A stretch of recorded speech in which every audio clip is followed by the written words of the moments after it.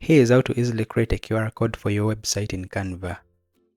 Start by opening any browser like Chrome. Go to the search bar. You type in Canva. Hit enter and select the first result to open the official website. If it's your first time using the platform, you'll need to sign up first using your Google account, Facebook account, or email.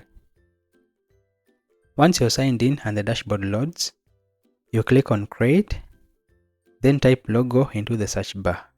Next, choose the first option that appears in order to open a logo template. After that, head over to the Tools section and click on Apps. In the search bar, you type QR code and hit enter.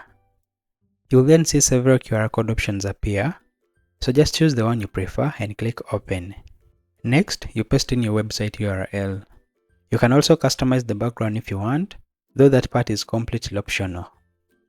After that, you click Generate Code. Your QR code will appear in the logo workspace, where you can then resize and position it however you like. Once you're done, you click Share, then select Download, and your image will be saved to your device.